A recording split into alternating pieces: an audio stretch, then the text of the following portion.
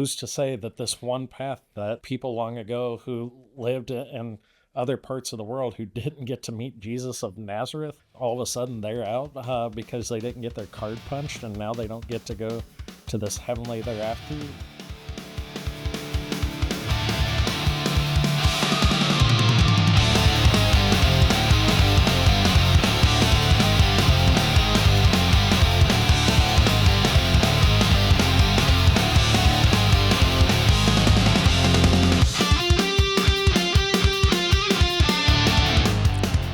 All right, so today we have Kyle.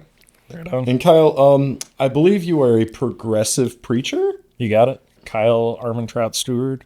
I'm a ordained United Methodist pastor, but finding our way, doing new things with the church, trying to break through the molds of what we've always seen as like evangelical Christianity. Too much of it has become aligned with Christian nationalism and really shitty politics and everything else. And I'm over here on the other side saying, no, that wasn't what Jesus said at all. Actually, let's go back to what the text originally says and find out what Jesus actually has to say, which is some freeing, redeeming, liberating stuff. But pastoring at a new church in town called the Confluence. Okay, I like that name. So the Confluence, where's it at? Meeting at the Conservatory. Oh shit! I mean, I know that I've been told that there's too many bars and churches around here, but now you're mixing the two. Church Yeah. bar. Yeah, how did that happen? Caleb is a good buddy, and Okay, we got cool. to talking, did a handshake, and I told him, I said, you're not doing anything on Sundays. Why not make a little money on the side? We'll come in and use the space. We're a church, so we're gonna do Sunday mornings. It's a win for us to get a space. It's a win for you to get money, and really it matches the vibe of who we are. Will there be Bloody Marys? I wish. I wish. I just got so excited. I'm going to go to church again if there's Bloody Marys at church. I mean, you walk out with the old pastor joke. I'm sorry, they poured me water and Jesus got a Exactly. hold That's of it again. perfect. Like, Yeah, That, will like, there be wine though? Like a Bloody Mary? You can Like have that? a whole church and like Jesus-themed cocktails. This is a money-making gold mine. Wait, Gold mine. didn't Jesus flip the tables whenever somebody said this is a money-making gold mine about religion? just about the money making part. okay, Yeah. okay. He's My cool bad. with getting Okay, drunk, but okay. the money. I mean, the his money first is a miracle problem. was to I'm make saying wine. So as like Exactly. a business idea that's kind of brilliant. And you shouldn't mix Jesus and business unless your church pays taxes. But when you start this, let me know because I'm totally in. I'll let you know. I'll let you know. Biblical themed cocktails, though. That could be kind of fun. Okay, so back Fair to enough, the point. John. Back to the point. So tell me how this is going to work. So what time on Sundays, and when are you going to start doing this? Yeah, this Sunday is our launch for weekly Okay. stuff. 2:00. I'm not a person who's an early morning person. So Yeah. one, that doesn't work, and number two, I don't want to be in competition with other churches because we're doing something different. So get up, do your Sunday brunch, chill, have a good time in the morning, sleep in, do your Bloody Marys, and then come to church at 2:00 in a bar. Okay. What makes so? I'm Catholic by birth. I'm sorry. You know, it's okay. I mean, the Catholics are crazy because on the one hand, you got like the best people against nuclear armament, some of the most environmentally sound people in the world, but then you have like the native children in mass graves and the whole no abortion and we hate gay people thing, and like, you know, it's a real weird dichotomy. Like I had a class called social justice about the rights of the workers, but I was also taught that if you're gay you have to be a priest and never act on it. So Yeah. you know, those two things are kind of weird. So like, what makes a United Methodist a little different than like a Catholic church? Yeah. So for me, there's two pieces. John Wesley, the founder of United Methodism, didn't actually set out to start a new church. He just said the church was messed up and needed reformed. And the two reformations was you can't divorce your heart from your mind. So you have to be able to think, have rational thought, which a lot of us today also talk about it as like a spiritual reunion, renewal, transcending to something higher than ourselves, but also like letting head and heart talk. But the other piece was that you have to, everything is about relationship with your neighbors. So John Wesley went around going to homeless shelters. He went to jails, bars, and that's where he went and just met people where they were and talked about the good news, which was you're actually supposed to just be a free person because of this act of grace. Like, people want to forget about that in faith. We want to talk about like what I can throw on you and what I can use as judgments or rules against you. And John Wesley was going around telling the church, like, you're corrupt. Here's what we need to do is get back to walking with people and being. And when was this formed? Like, what were this, I don't know much about. Yeah. Like 1700s. 17. Oh, okay. I thought it was more of like newer than that. Okay. No, mid to late 1700s. Yeah, Methodism's one of the earlier ones. Oh, okay. Yeah. Were you always religious growing up, or what were Yeah, I was born and raised kind of going to the bars with mom and dad for a little bit. Oh shit, me too. Yeah, I fell asleep in a lot of booths, and that was my thing. And then came to the Salvation Army because my grandparents went there, and it seemed like a fun place to go. And next thing you know, I was United Methodist. And honestly, I'm not a person who like claims that I was saved, quote unquote, at a certain point, that I'm a person in the process of being saved. Because when I went to seminary, this is the story I tell people. Like, when I went to seminary, I had chosen to become a pastor, and that was one of the wildest things that I had ever done in my life. And yet what I ended up finding was like a month in, I'm standing out in the middle of St. Louis in the middle of a fountain in the middle of the night, looking at the sky, shouting and saying, God, I don't believe in you. Hell yeah. And it wasn't until that moment that I'm like, oh, wait, like, if I don't believe in something, why do I feel the need to stand here shouting at the sky, saying I don't believe in you? It was like, oh no, I do believe there's something. But what I was doing was I had taken this construct that was impressed on me from the church growing up as a kid and what I was told to believe. And some of that, unfortunately, is informed by our good Catholic friends. And like, we love the guilt and the shame. It's our favorite thing to impose on people. Is. Yeah, it's like, what is everything you've ever done? Like, I met Peter Huff, actually, and that... love that dude. Yeah, he's great. He's fantastic. And we interviewed him on here. He prayed for Cookie. I actually want to... I will totally get back to this another time, but I kind of signed us up to cook a meal all together at Sunken Press, which I didn't tell you about, but eventually, I haven't decided on the date, but for the mission... Hell yeah. No, we can do that. I thought it would be a fun little it will be a fun day. So Peter does the Alton mission, which mostly ministers to unhoused people. So right. I saw him in 2017 on Martin Luther King Jr. Day, and he gave this speech that was like it was a sermon, and he said, "We're not the town that gave the world Lovejoy, we're the town that killed him." And it stuck. Yeah. It stuck so crazily in my head that I was like, who is this man? Who is this man? And I just started following him around. I'm like, what do you get up to? So I started going to his church every once in a while. And another one of his speeches or sermons, I say speeches, but anyway, he said that in the Gospel of Luke, Jesus said, give me your lunch so they might eat before the loaves and the fishes. And in my head, I'm like, this man just described my political belief. Yeah. This man just described how I view the world. It's like our technology, our agriculture, everything has made the world a sustainable place for so many people. Yeah. Yet there's people starving and there's people homeless, but there's empty houses. There's entire buildings that are going to shit because they can't get the rent for them. And it's like, it bothers me to live in a world that can house everyone and have people who are unhoused and to call ourselves a Christian nation, which I don't think we are, again, the Christian nationalism. Right. Yeah. But I don't know, even as a Catholic school kid, I was like, wait a second, why are there people hungry? And it's like, sometimes God needs people to be poor. And I'm like, no, he doesn't. The hell are you talking about? Nobody needs anyone to be poor. Why can't we, like, I don't know, spread resources around? Why can't somebody not get a second plate until everyone's fed? Like, what's up with this shit? It's both a failure to read the gospel and actually understand what Jesus is really saying here, Yes. which is what you've done unto the least of these, you've done to me. Exactly. Which is like, go care for somebody.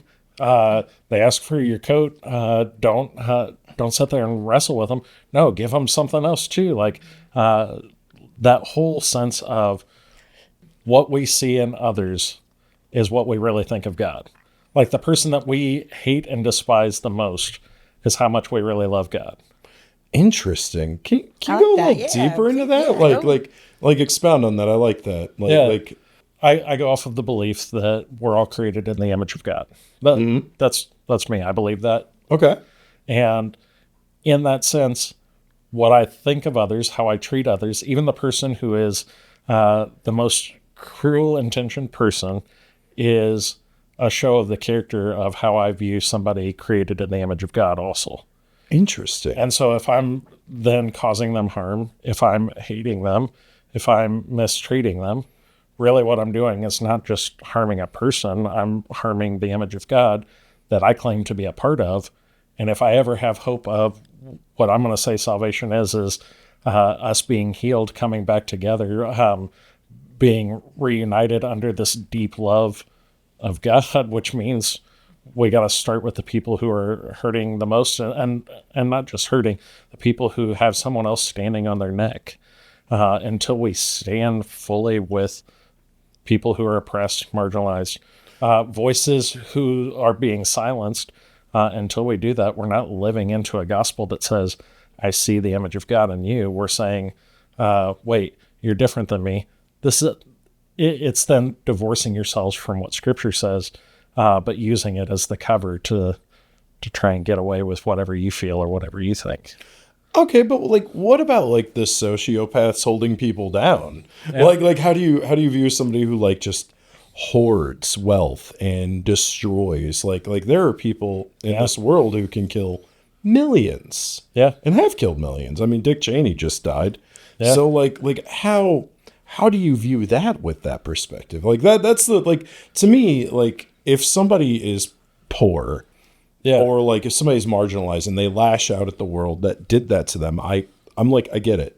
I get why. Like, I understand that. Like Martin Luther King said, a riot is the voice of the oppressed. Yeah. It has not been heard any other way. Like, and I get that. Like, I understand so much of that, but I don't understand the humanity of people who are sociopaths who kill millions. Like your Hitlers, your Cheneys, your Trumps, even your Clintons. People are shitty. And I think I know we're like, it's hard to wrap your head around what you're saying. It really is. And I agree with Corey when you're like, how can you view God in Hitler? How can you see the image of God in those people? But honestly, though, and what I'm about to say, I'm not defending Hitler or anyone else. But No, I got you. No one here is defending Hitler. God or the universe. I am not a Christian, but I am spiritual. And I do think there's a creator. I should have been dead a long time ago. So something that keeps on saving my stupid ass. It's kind of like a science project went wrong, but the intention was kind of good. In my mind, that's how I view what you're saying. You make a meal, you want it to be really good, but it turns out it sucked.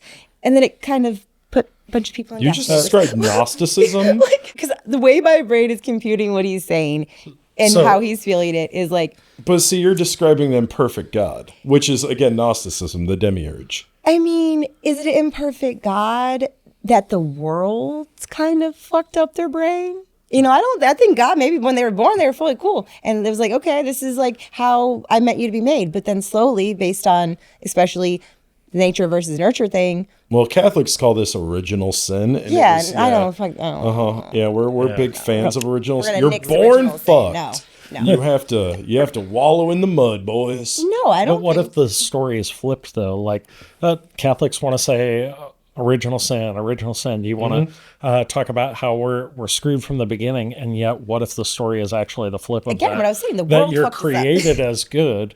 You have perfect good in you, like already resonating in you, but through our own intentions, pride, greed, power, The deadly sins. Yes. go to any of that. And that draws us away from that goodness, and it makes us act out in awful ways. So when you're talking about people like who are in power, the Trumps, the Hitlers, the however you want to say it. Netanyahu's, the Clintons. Hitler once had a mom who loved him. Yeah. When you talk about that, like, you still have to be able. That guy. I can't believe I'm even saying this out loud, because again, not no one's supporting Hitler. Nobody's supporting Hitler. But to be able to say, like, you still have to be able to see that there was a human person there, that a system got in their head and messed them up. That system is the thing that I would call sin. That system would be the thing that I'm fighting against, not the person who then is harmed by, broken, messed up by whatever.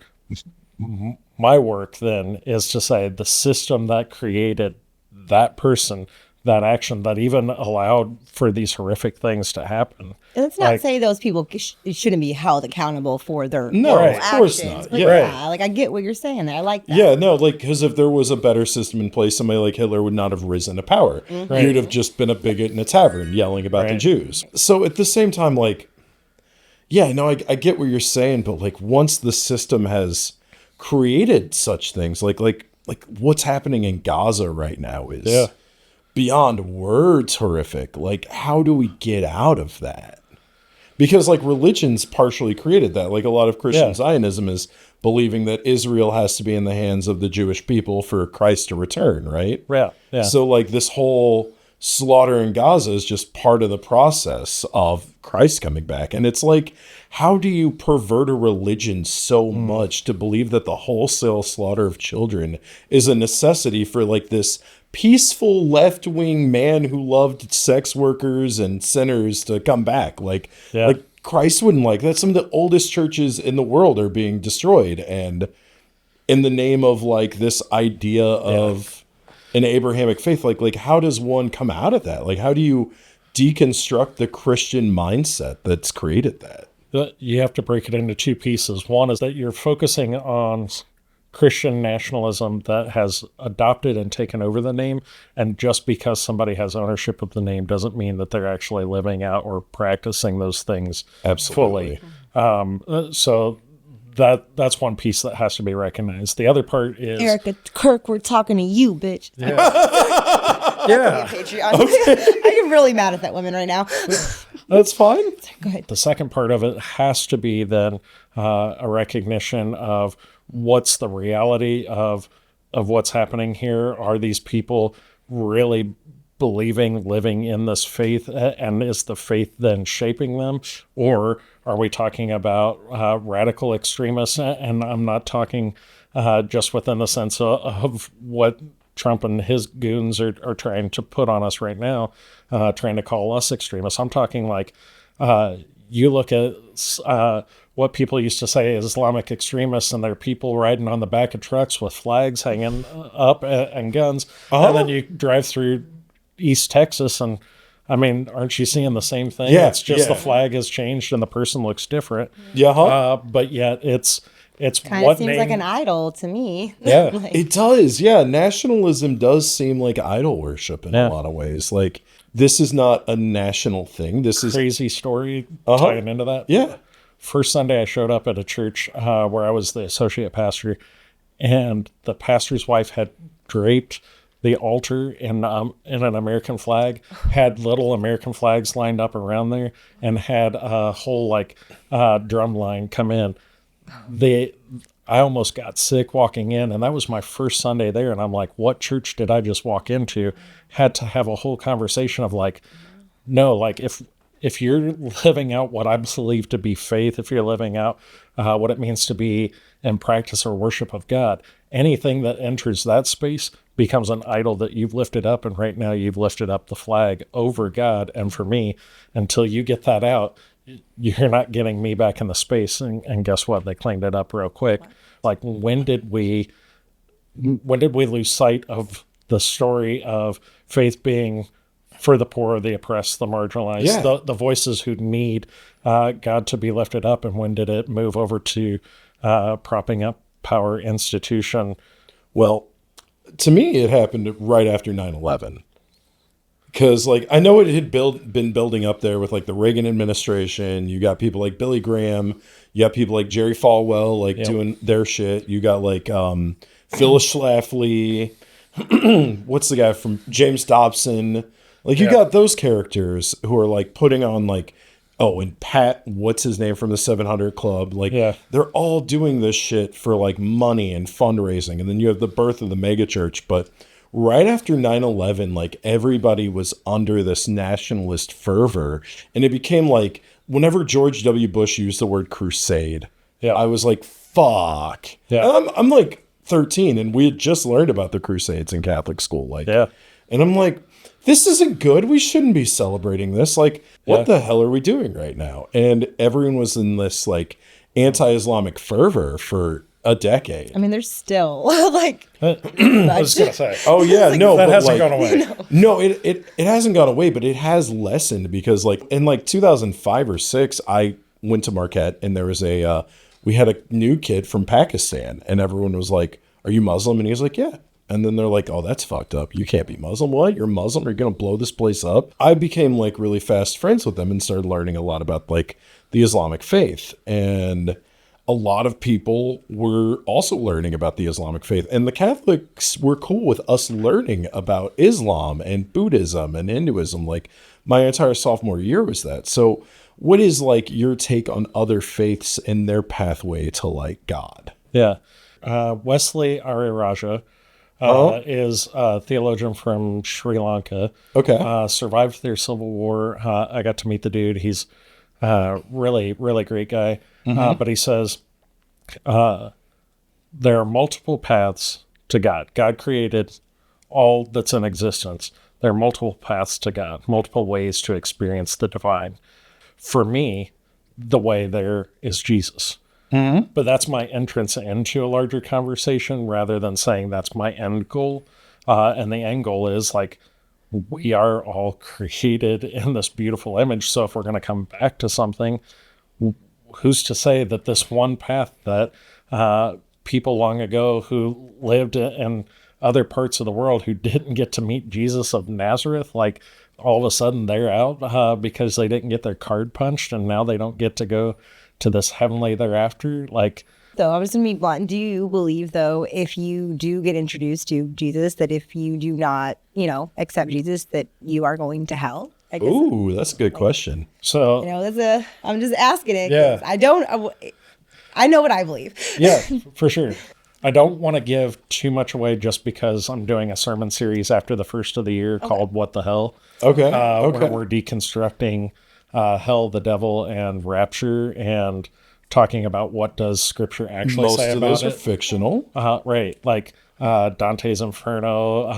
I love like, Devil to is read over it. here Like, it's trying to very poke us, cool like, imagery and fiction. Yeah. So one, I would encourage people to read a new book that just came out, Hellbent, by Brian Recker. It's the most comprehensive study that I've heard collectively at all on any concept of hell. And really what he says is, like, the biblical understanding is hell was a real place. Like, the words that we've translated now in English to be hell was actually Ganesh and Sheol, which are real places outside of the city that were constantly on fire and burning because it was where they took the trash. It was where they took bodies to burn them because you're out in the sandy desert areas. Like, you can't bury a body and then hope that it doesn't just, like, all of a sudden have all the sand blown off of it and unearthed again. So you took them outside of the city gates and you burned them.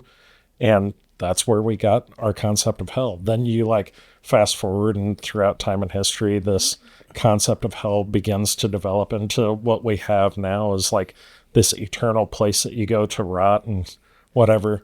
But for me, then, like, I then have to deny that God, who I believe is everywhere at all times and all places, then I have to either challenge my theology, my belief in the place where God can dwell and exist. So I either have to challenge that out and say, well, that didn't work. That's not true because hell is a place that I can name where God can't go. Or I have to deal with the fact of what is hell. And for me, I think we've already said it's kids getting burned alive in Gaza. It's people on It's our high own on Earth. streets It's right here. in our backyards who don't have a place to live or sleep, and police It's are addiction. yeah. I mean, Like addictions, it's a mental illness. Like they're all. the woman who can't get out of an abusive relationship. Like hell exists, yeah, but it's not this far off distant place we go to I like be that answer. tortured. Okay. It's a good answer. a good I like that, but I do think it's time for our first break. So we're going to come back. We're going to talk about the devil. I should have worn my tarot devil earrings. I was so unprepared. No, you'll summon him. All right. Let's break. We'll be right back. I mean, come on. I've been to bars and I've heard people yelling about the Jews. My It's ex crazy. took me to Night Train one time, and that Oh, was yeah, not the made no. for me. Yeah, and, Yeah, there was some real Nazi presence there. and they see a white girl with a nose ring and colored hair in there, and they're automatically The Sadistic Souls liberal. Motorcycle Club. Yeah, no, they did not like me. So we're back with Kyle, and we're going to talk about the devil. Yeah, So, bring me there. as a Catholic, I used to play fun little religious OCD games like, if I don't do this in a certain amount of time, the devil's going to get me. I used to fear the devil. I used to read the book of Revelation and have nightmares about the living creatures covered in eyes. Same.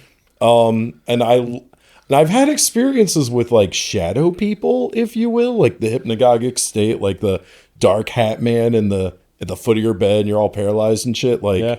So demonology is one of those passions of mine. And whenever you told me that you know somebody who's like the foremost devil researcher, I got to ask you about the devil. So tell me about the devil. Yeah. So I first have to give props to my friend. Okay. So my friend Chelsea, trans woman who was, I think she grew up in the Mormon church. Makes sense. Church was messed up and found herself like deep in it. Moved out to, she traveled the country for a little bit, came back to SLU, and that's where she transitioned. While she was writing a paper on 3rd and 4th century understandings of the devil, when she got her dissertation finished, became like the paper that the school wants her to publish because it makes her the foremost known researcher on the devil. Hell yeah. And basically it was like, first of all, scripture doesn't support it. Number two, like when you look at 3rd and 4th century, it was the things that people had problems with the most. So you think of a monastery that's a bunch of 12-year-old, 13-year-old boys who are learning how to become priests, who can't keep their hands off themselves. And all of a sudden you say, well, masturbation is a thing, and the devil's going to get you if you keep that So up. the Where'd the devil blind- became a Where'd wanking the blind thing boogeyman? come? I just want to know where the blind thing came from. Is the devil gonna make you Old blind? Meemaws. Oh, okay. Meemaws say I didn't know if that was like a religious Hairy thing. palms. But no, the devil's gonna get you for wanking? That's where it Yeah. came from? Yeah. No. So like 3rd and 4th century, like, oh, we got a problem with alcohol. We need to curb this. The devil. That's the devil. Devil made you do it. What about like Lucifer and the fallen angels? Is there any sort of thing about that? I mean, you can go to Job. You can go to Isaiah. Well, in Job, he was like the prosecutor, right? Right. Satan or Yeah, whatever. Yeah. Hasatan. Hasatan. There we go. Which is really like, could be a name given to a person. It was more of like an action that you did more than a name of a person. So it was this, it was often ascribed to the person who was accusing you of doing wrong. And I mean, okay, so Lucifer, yes, fallen angel, it's in scripture.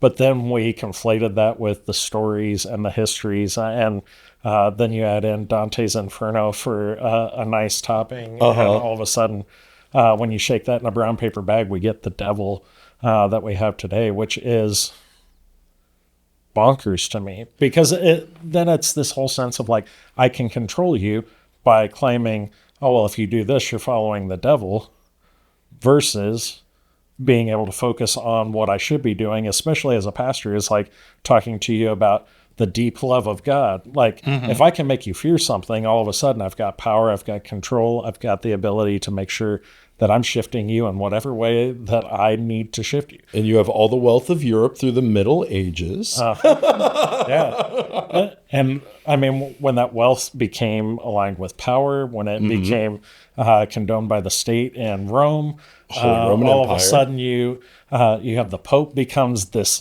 big thing in Europe, and everybody wants to control like who's got the favor of the Pope, which is why I think at one point in the 1500s you had like 4 popes at one time. Yep. Yeah, everyone loved controlling the Pope back then. If you had control of the Pope, you had control of power because Pope's infallible. yeah, Whatever's spoken by the Pope on earth becomes so in heaven. There's the loophole in the movie Dogma. yeah, Yeah. Which, Yeah. Great movie. Really makes you think. And like, so whenever it comes to like old Hebrew mythology with like religion, like how do you rectify things like biblically accurate angels, like the Ophanim and the Seraphim and the 4 living creatures covered in eyes with like the simple message of, hey, the Good Samaritan is somebody who's very different than you, who believes differently than you, that'll take care of you in a pinch, you know? yeah. Like how do you juxtapose those things together? Wow.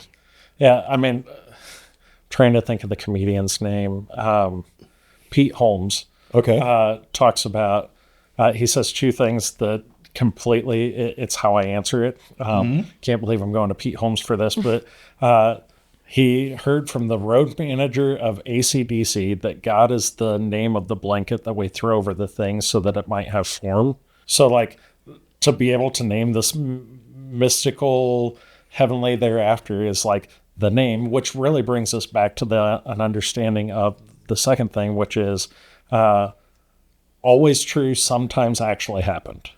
Oh, okay. So when you read scripture, like always true, for me at least, like I believe the scriptures to be true in its entirety because it teaches and tells me something. Did it actually happen? There's a lot of times where I go, I don't know. I don't think that it did. The creation myth was created in Babylonian captivity whenever the Hebrews were under the Chaldeans, and they were like, we need a creation myth that matches Tiamat. And it's like, well, here it is. Well, blop, blop. Yeah, go to East Asia, go to South America. They also have their creation stories, and it's the same layout. Like, it's because story was something that helped people understand, to relate to. You could pass down tradition through story because the story's going to stick, the information and the facts, until you can write it down. And you're wandering people in the desert. Like, am I going to tell you about an angel, or am I going to describe this thing that, man, all of a sudden I can visualize, and that story's going deep with me? But it's going deep with me because it's also teaching me something that gives me purpose and movement. Interesting. I mean, I really like the way to look at that because, like, I don't know, my favorite book of any sort of like Abrahamic philosophy is Enoch. Yeah. And the Apocryphy. I love Yeah. that shit. The Watchers, like the being assumed into heaven. Like, it's a really interesting story about, like, and that often gets brought up in like UFO circles, right? Yeah. And then you have things like Toki, the cat. Sorry, I talked about aliens, really bud. mad that I He's stole his so spy. mad that you stole your. This is his spy. What a He little is- bastard! I think he's going to. Silly little guy. But Oh, does he so like cat treats. so one of my like I'm a big into paranormal shit, right? Yeah. So like a lot of things in the Bible will cross relate with that. So what you're saying is kind of resonating, especially like the wheels within wheels that Ezekiel saw. But like I was reading something whenever you talked about the blanket, throwing a blanket over something and calling it God, that sounds very similar to this book I read by Jacques Vallée, who's like a really big person in UFO circles. And For sure. It's called Passport to Magonia, and it's retelling fairy tales and like religious stories and book and stuff from the Bible that's just like all the same phenomenon. Yeah. And just the idea of like throwing a blanket on it and calling it God, like this idea that there's a whole other world that interacts with us. Yeah. And how do you, So like, yeah, like I'm trying to figure out what I'm trying to ask, but like the supernatural nature of faith, like how do you think it exposes itself yeah. through the world? the way that I can answer that is to tell a story. So like, Yeah, I bet. I'm a big Sasquatch fan. Like, Hell yeah. the Whoa, day that I yeah. run into Sasquatch, I will be a happy man, even if it's my last moment. I don't care. And so, like, we built this beautiful, amazing, crazy mythology that goes like around the world. It's not just Bigfoot, Sasquatch. You go. You got the Abominable Orangutan. snowman. You've got was it? Yetis. That was part Yeti. The abominable snowman is the Yeti in the Himalayas. You got the Yeah. Orang Pendix in Vietnam. Right. You got Like- the Almas in Russia. I really, truly hope that it's real. But if not, the story has still done something to me that has affected me so deeply that I have the hope of finding this Bigfoot, this Sasquatch thing. Like, do I believe that it's real? Part of me wants to say yes, and part of me goes, I don't honestly have an answer for that. But the hope in that story is the thing that still drives me. So when I go to scripture, I'm not trying to sit here and figure out how real is the scripture. I'm going, what is the story doing to affect me as a person? How is it transforming me in my life? Is it making me relate to my neighbor better? Or is it just making me a prick who's going to go out and try to take money from them and assume power? Like, if the scripture then is affecting me in this good, beautiful way, and it's just because of the story, and then somebody goes and unearths something scientific and goes, look, here's proof that this thing happened, the story becomes all that much more real for me. But if they go and they find the science and they say, man, Jonah didn't actually get swallowed up by a big whale, like, the story has still affected me enough that I don't care about whether they did or didn't find the whale. The story moved me to do something different, which for me in that story is to find out that Jonah like went and just told people good news. And well, I mean, then he went and sat and got all pissy and Yeah. the tree withered, and that's where the story actually ends. But the stories have to do something to us, and they have to transform us in a way that's positive and helpful and healing, or it's just bullshit. I always had a big, I was also Catholic, that. We've talked about that course. and all our Catholic trauma. Oh, And sorry. over the years, though, like, I was so mad at religion for a very long time. Got into Wicca, paganism, Buddhism, everything I can think of. Yeah. And now, I don't know. It doesn't have like but not respect, I guess. It's comforting to people. And I approve that. As long as it doesn't harm anybody, I don't care if what you believe, I don't believe it, because Right. it is, I do believe that it's all one thing. And no matter what it is, it's just the same, just different paths to the same goal, which is trying to like live life without completely breaking the fuck down all the time. You're trying to just, you mentioned early Salvation Army that you had experienced. I want to ask you what your experience with Salvation Army was, because when I was homeless, I actually lived in a Salvation Army and we were required to go to church there for a little bit. So did you have a good experience with Salvation Army? Yes and no. Okay. Because they're very anti-LGBTQ. That's why. Yeah. So the pastors there at the one here in town are actually good friends of mine from when I was in the Salvation Army. So I won't talk shit on them because I love and adore them and the work that they're doing. And it wasn't my experience. It was not locally either. Right. So Yeah. They're good people that I can't trash on. But what I will say is, like, from my experience growing up was twofold. I learned about caring for people because we were the ones in the disaster food truck that when a tornado would hit or flooding, we were the first ones on the scene with first responders. And because we had that Salvation Army gear on, we got to get behind the scenes to jump in and help people. And I'm a little kid doing this. So like the moment and understanding of that experience has shaped me being the progressive pastor that I am today, because I learned those skills fundamentally there. I also found my drive for spirituality out of there. Now, where was it harmful? Because, that was there. It made me hate my LGBTQ siblings. It made me stand on the side of the street when I was, 8, 9 years old, holding a sign that says abortion kills babies. And it's like, I'm 9 years old. What do I know about abortion? I don't know shit. But to say like the church was making me do that and that I felt like I had to, or I was going to hell, that messed me up. Grown up, now I'm able to sit here and reconcile like my past and where I've been and where I am now and the work that I've done to get there.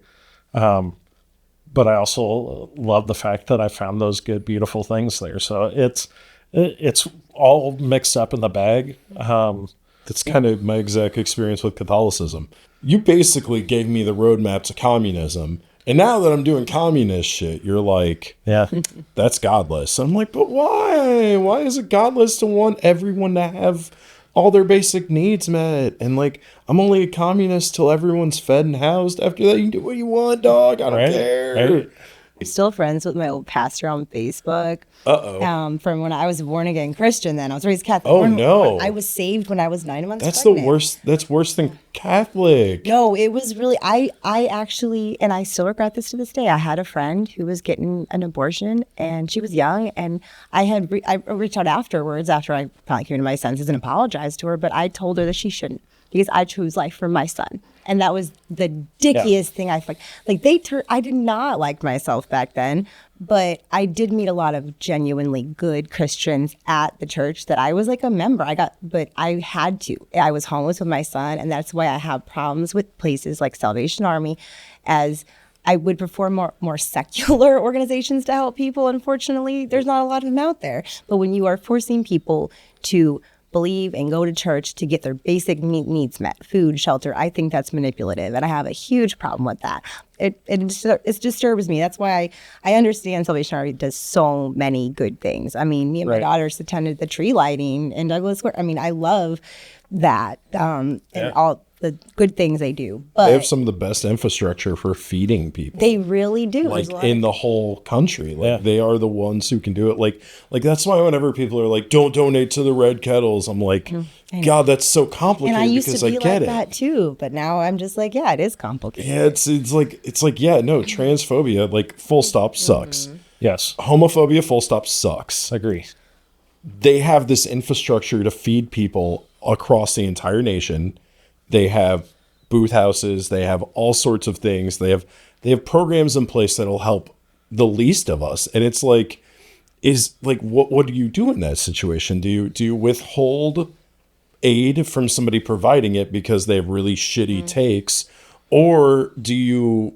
I don't know. Like I don't see something in its place happening. Like if you're gonna starve the Salvation Army, at least build something in its place. But like, I know the local Salvation Army is actually kind of especially cool. Like the Alton Salvation Army is doing better things than a lot of people.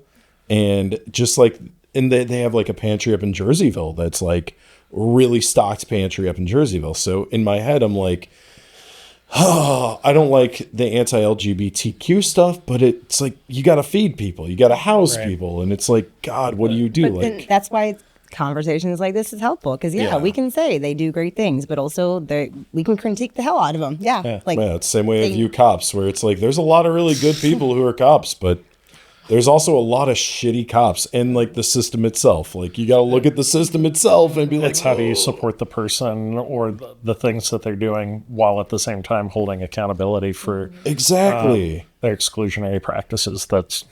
It's such a fucking moral miasma that like wade through, because God, it just gets so messy because modern society is built on a lot of selfish capitalist bullshit. Yep. And I don't think Jesus was a capitalist in the slightest. Like, I don't think that man liked money at all. Yeah. I think he hated it. I got kicked out of a car one time because I said, one, that I'm not capitalist, socialist at best, and used Jesus as my citation for that. Yeah. And it was like, dude was flipping money tables and stuff. He wasn't over there, like, not bending down to feed the person or care for the person who just got beat up and mugged on the side of the street. No, that's the person that he ran to care for, and then said, you money changers, it's actually going to be harder for you to get to heaven than it is a camel to go through an eye of a needle. Like, there's a reason we have those scriptures. Like, Give away all your possessions to the poor. I see Jesus in my queer friends more than I ever seen Jesus in any pastor, to be honest with you. Like, can I build on that? Yeah. Like, so a good friend of mine came out as trans within the past few years, but when we both decided to go through the ordination process, they were not met with love and acceptance, and ended up even feeling fear of people in the church, felt like they would be judged, and stepped out and away. Like, I actually just messaged that friend the other day and said, like, for any harm I caused you along the way, like, I'm sorry. Genuinely want to make right with you, because it's because you were in my life that I'm now here doing the church that I'm doing here in Alton, because, like, I want to create a safe space for people did they like ever you. end up getting ordained in anything, Mr. No. But they went on to say that they found the love of Jesus more in drag shows than they ever did in the church. And I was over here, I'm like, beautiful. Yeah. Do it. I'm just saying, church drag show. Oh, that'd be fun. So United Methodist have a person going through ordination I was who's a drag queen. love that. Okay. Love that. But yeah, I'm about to spend like Thanksgiving. This is going to air after Thanksgiving, but I'm Go about for to it. spend Thanksgiving with a queer polycule, actually. Yeah. It's a lot of fun, and it's very beautiful, and it's like some of the best community I've ever seen. Can I come to your Thanksgiving? It sounds better than I mean, again, it's so insane how much we've fallen away from this idea of community and gathering and taking care of each other's needs. Like I find more Christianity in Marx's each according to their ability, each according to their need, than I have in like any sort of American propaganda I've ever seen. right. It's just like, oh no, each according to their ability, each according to their need. Like, that's such a good way to look at it. And it's the way we've been doing our Snap into Action food drive. Like, Yeah. I'll get somebody calling me up at the full box. They're like, hey, will you pick this up? And I'm like, where do I take it? Like, we've had people take it to churches and cottage hills that had empty pantries. We've had people take it to a big place like Community Hope Center that distributes out to a lot of different people. Yep. But then I've taken boxes from the library and roundtable to the pantry at the Alton Boys and Girls Club, Right. the walk-up one, because it was empty.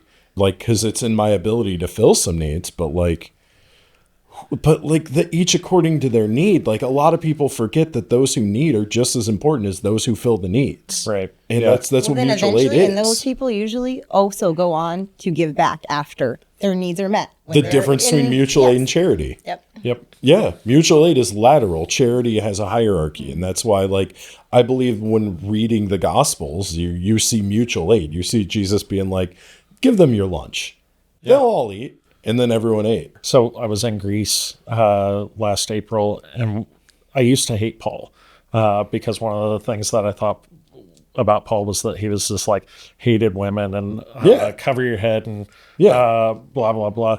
And I was talking with our tour guide, and she said, actually, what Paul did was really radical for his time that people don't know about, which is women who were going down to the Greek temples because, I mean, here there's still Zeus, Apollos, all of them. If you went down to their temple, the women would have their heads shaved as a part of this purifying ritual that they would do before they would go into the temples as sex workers. And then, like, you have this mark of, I'm a woman who's bald-headed in community. And so the church was actually, as it's getting started in Paul's time, is like saying, oh, well, somebody sees, oh, you've got your head shaved. Clearly, we know where you've been and what you've been doing and where your real allegiance is.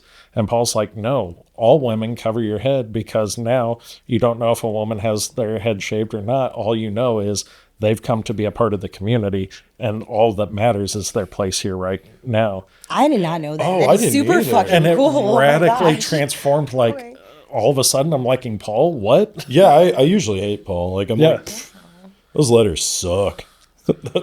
they codify what Jesus did into like a bureaucracy. But so much of what has come to us, and especially in American culture, has had our own developments, our own stories added to it. Earlier, we were talking about rapture. That didn't come about until 1920s, I think. I thought it was the Millerites. It was like a guy selling medicine who used a few scriptures that he just picked randomly to like support his idea to say the rapture is this thing that you need to fear, and sold a bunch of his medicines and stuff. So it was capitalism. It was capitalism. Early Alex Jones behavior. But like I talked to a professor of mine who was from Sri Lanka, fled over to Europe, and she said, I've traveled the world talking to people who do the work that I do. And she said, America is the only place where you will actually ever hear the word rapture. And nobody else knows what it is when you go anywhere else in the world, unless it was colonized by an American settler. Amen. America, the beautiful. All right, we're going to go into our final break, and then we're going to come back. We're going to say our goodbyes, and you're going to fill us in on how to get involved. Mm-hmm. Fair. All right, hell You're yeah. gonna pitch my Bloody Mary. I was like, consider it tithing. Like, that's the tithe. Yeah. Ooh, So- do you like Me Without You then? Me Without You was my favorite band for Okay. the longest time. Okay. Hell yeah. I love Me Without You. My favorite band's The Weaker Thans. Okay. They're a fun little Canadian leftist group. I definitely know who they are. You've What? never wavered on this. Your love of the Weaker Thins is strong. And All right, so we're back from our final break, and I realized, like, we asked you a lot of questions, but we didn't actually ask you where you're from. Yeah. Are you from Alton? Born and raised. Hell yeah. So- See, there we go. Old St. Joseph's Hospital. That's where I was born as well. Yeah. Uh-huh. Yep. Now I live 4 blocks from there, and I'm starting a church 4 blocks from there. Love that. Okay, cool. Yeah. Cool.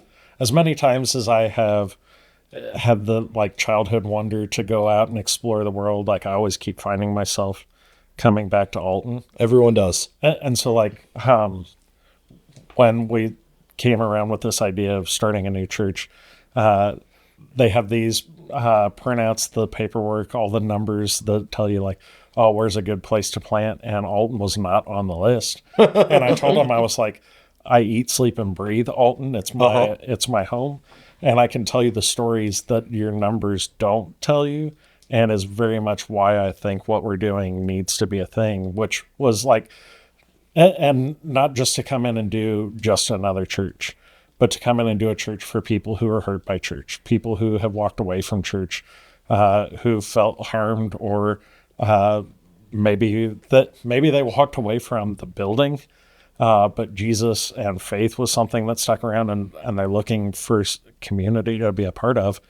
And I said, man, first of all, that's me, and that's the people of Alton. Like, let's empower the people of Alton to build a church, and not just build a church, but to ask the question, what do you wish church would have been when you left? And be able to like empower people to step in and say like, how do we build that church? Like, I want to empower you, the person, to come in and have a voice in making the church be what you wish it would have been when it hurt you in the first place. I mean, honestly, if it wasn't for hatred of gay people, the rabid anti-abortion, the villainization of sex in all forms, and the hypocrisy, I probably would have stayed. I'd have been like, oh, wait a second. So we can just chill. Like you're cool with gay people. Yeah. A woman's right to choose, a woman's right to choose. Like, you don't want to get involved in that, but like maybe the conditions behind why somebody needs an abortion should be addressed, because I don't think anybody really wants to go get an abortion. It's like, it's not a thing somebody really wants to do. Like, come on. Well, first I want to say the comedian Wanda Sykes puts it, she says that no one who's pro-choice is going around saying like, yeah, let's go kill some babies today. That feels like if you find that person, they're crazy. They're not pro. or they're trying to troll you. Right. Or they're in the IDF. But what was your question? How long have you been ordained? Yeah, how long have you been doing Yes. this? I got officially ordained back in 2018. 2 years before that, I was probationary, and then have really like grown up in the church. I've been in all levels of leadership. So I've been the guy with the guitar leading worship. I've been the youth pastor and Sunday school teacher and all that. But the churches, so I've actually, within a matter of 6 months, our partner church that we launched 6 years ago in Edwardsville that's helped launch us in 6 months before being a part of that community. I was actually in Granite City closing another church. So I've seen both the birth of a church and the death of a church and everything in between. And it's just, I think it's made me wiser to how do you keep the bureaucracy, the system from really turning this thing into an awful thing. So you said you're going to make it more so almost the congregation all has a say in how it's ran, right? Almost okay, I like that. Early United Methodist Church, when it moved to America, got its spread because it was just churches meeting in people's homes, and people got to dictate and be the church. And there was a pastor who had a circuit of churches that might take him 3 months to get to. And he would literally just ride on horseback from town to town. And it was just to do communion, baptisms, and welcome people into the business of church that they needed to attend to. And when he left, the church was still the church. It wasn't because all of a sudden they've got a pastor and they do this thing right. It was, no, you're the people.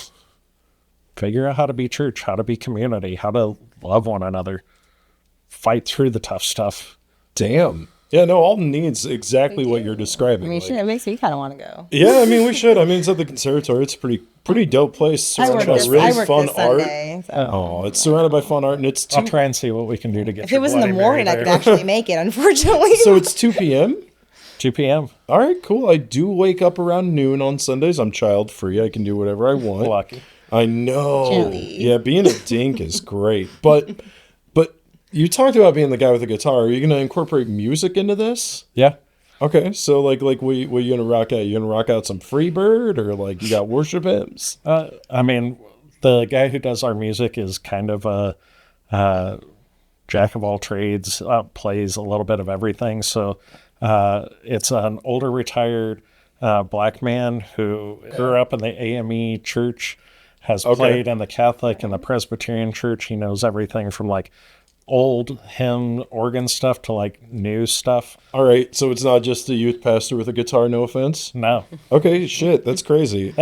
And I'll say I am looking at having a conversation with Joel. I love Joel. Yeah. I love Joel. I found out he leads worship, but he does dude with a guitar in a different kind of way. I love his music. Joel is an incredible musician, and I love the first time I actually talked to him at the Conservatory, we talked about religion and him and his wife coming to Jesus, and I was like, that is badass. Joel, you don't know this is my plea for you to come. Please, we love you. Please so watch us. what kind of music you bop? Do you bop Christian music, secular music, a little bit of everything? Are we talking me? Yeah, we're talking to you. I live for metal. Okay. Metal, folk, jazz. Yeah. So do you ever listen to the satanic metal? I don't know that I've gotten that far. I wouldn't turn it off. I was gonna say, I would listen. Before we go, give us your elevator pitch on coming to church on Sunday at 2 p.m. at the Conservatory. Yeah. Every Sunday, starting this Sunday. This will air probably Friday, so we will have it out before church. Yeah. So every Sunday, 2:00 at the Conservatory.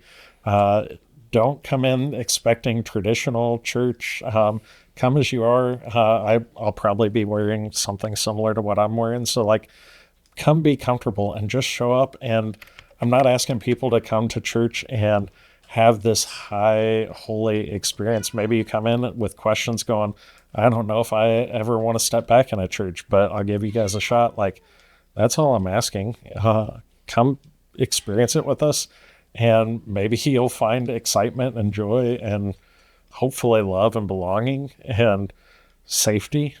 That's what we're working for. I don't know. Are you familiar with the Gnostic texts, like the Gospel of Thomas? And I really like the one where it's if you believe the kingdom of heaven's in the sky, the birds will go before you. Yeah. If you believe it's in the sea, the fish will go before you. But if you believe it's inside of you, then you're already there or something. And it's and I told Hugh Halter, who runs the Post Commons, I was we had we used to do like little meetings and stuff. And I told them one time, I believe the kingdom of God is this concept that we unlock in each other. Like this idea that each one of us we need to feel needed and we need to have our needs met. Again, really each according to our ability, each according to our need. And once you unlock the ability for someone to not only accept their needs being met, but also meet each other's needs, like you've unlocked a new citizen of this kingdom. Like Yeah. a lot of people are too proud or sad or beaten down to express their needs. Yeah. Like Toki here, who's expressing his need for something. Like the idea of like making wants somebody comfortable enough to express their need is like, it's huge. Like to me, like it's a harder game than trying to get somebody to fill a need, is to get somebody to express their need. Like that's how closed off we've become. Have you ever seen the movie Saved? It is Yeah. my favorite religious movie. Before you go, I do have to pitch this to you. Solid. Go for So it. I have a theory, and it's a theory that everybody hates, but I love it. And it's pansexual King Jesus. Okay. And my idea, and like one of the lines that everyone quotes that no one really like, they quote it for the weirdest reasons, like Kanye and shit. But Jesus wept. The idea that Jesus wept whenever Lazarus was dead. And I thought about that. That always bothered me as a kid, because I'm like, he's going to raise him from the dead. Why is he crying about it? And as an adult, I'm like, I was really high one time and I went, what if Jesus and Lazarus were like boyfriends? And the reason why Jesus a wept. whole line of thought around that. like, Yeah, he, the he reason why rolled he- around traveling with a bunch of dudes. There's But no also way women. that they didn't cuddle. I think that Jesus was an equal opportunity person No, in I that think respect. Like I mean, the Gospels are 4 different people's takes on something that happened after the guy was already dead. Especially John was written in like what, 90 CE, so it's Yeah. like 50 years after. And more likely an apostle of John who ended up writing it from the storytelling of John. Exactly. So it's like the secondhand information. There's 4 different ones that all tell variations of the same basic story. So it's like, it's all true, but at the same time, did it all happen? It doesn't fucking matter. It doesn't matter. That's It the doesn't point. matter. Is it doesn't matter. If it makes you feed the homeless and care about people, it doesn't matter. If it makes you love your neighbor, it doesn't matter. Right? We're all sharing this weird, fucked up event of existing. So why don't we just chill about it and find awe and wonder in it? A dear close person to me, trans non-binary, has been hurt by the church, has been ostracized from the We church. literally had this conversation. I've had Yeah. the conversation with this person. I know who you're talking about. Like they were hurt and they were even afraid, like, if I come to one of your preview services at the church, like, am I even going to feel safe? Or am I going to hear those songs and all of a sudden be triggered? And I was like, if you are, first of all, I'm sorry that hurts there, but I'm going to tell you, you're not going to hurt alone. I'm going to be right there with you. And to know that they're not only coming, but I've seen them as probably our best advocate for this new church, and somebody who's going out and putting out any of the media that we're pushing out because they felt welcomed and like they had a home. Like, what my hope for this church is like that we get to tear down the who's in, who's out kind of stuff and say you're in if you're safe, and if you harm people, you're out. Like that Easy as being pie. the line, and restoring and healing some stories, because like, man, I was just on trial this past week for a person in our community who had to be kicked out of the church for harmful actions. Like, I'm a person who has felt that harm also. Like, that I've lost sleepless nights. I've considered suicide because of the harm of the church. And Relatable. and yet here in all of this, like, there's something still so good and beautiful that I have to be a part of. I can't get away from it if I tried. And I want other people to know that story. Like, that's what I mean when I'm talking about telling the good news. It's like, I just got to go share my story, and it's good and beautiful. And I hope that you find that. And if not, still come be a part of the community. Just because we don't have the same beliefs doesn't mean you can't be a part of something good happening in our community. That's a very valid point. Like, I mean, I might be sold. I might show I up. know. I said I can't make it this Sunday, but next Sunday I'm off. So, Interesting. I'll try and have your Bloody Mary for you. Yes, I'm telling you. I know. I'm not No saying- promises. I'm not saying you guys can make money. I'm saying the conservatory can make Yeah, money because the conservatory isn't the church. I mean, Exactly. Like I said, They're- they can they're just give you a business for cut, like a profit. tithe. They For can all I give know, you got a can of tomato juice and Jesus did his work again. Clamato, but yeah, Jesus would You would actually be be a cultured. Clamato. Jesus was cultured enough to use Clamato and Bloody Mary. I do believe you're right. Yeah, I'd say so. Thank you so much for Yeah, coming thank on. you so We much. appreciate you being here. That was cool. It was really just a fucking And Hitler good sucks. conversation. Hitler does suck, We're just gonna say that again. Hitler sucks. Hitler sucks. but you have to see the divinity in all people and all works. That's Mm-hmm. crazy shit. Except for maybe Trump. Yeah, well, I mean, I wrestle with that one. I can see why. All right. Well, I might be there on Sunday. My favorite line came from Macaulay Culkin because they were watching the girl go into the Planned Parenthood, and the girl goes, there's only one reason why a Christian girl goes to the Planned Parenthood, and Macaulay Culkin goes, she's planting a pipe bomb, and she's like, okay, two reasons.